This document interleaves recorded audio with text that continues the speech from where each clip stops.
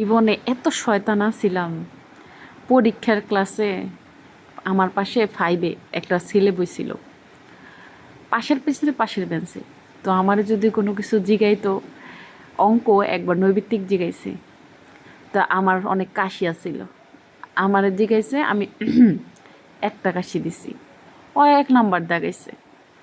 আবার একটু পরে একটা প্রশ্ন জিগাইছে, তখন আমি 2-3টা কাশি দিছি, মানে 3টা কাশি দিছি, ওই 3 নাম্বার দাগাইছে।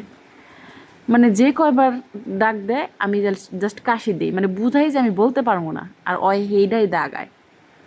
পরীক্ষা শেষে আমার কইতেছে, তোমার অনেক ধন্যবাদ, অনেক ধন্যবাদ, তুমি আজকে আমার যেগুলো না পারছি সব বইলা দিছো। আমি কিছু কখন বইলা দিলাম, কি বইলা দিলাম? কয় কেন তুমি একটু পর পর কাশি দিছো না? আমি কি আমার আজকে কাশি, আমি ওষুধ দেখেন যে ওষুধ সাথে করে নিয়ে আইছি, কাশির ওষুধ খাই, আমি কাশি দিচ্ছি এই কারণে যে আমি বলতে পারবো না, ক্লাসে তো কথা বলা যাবে না।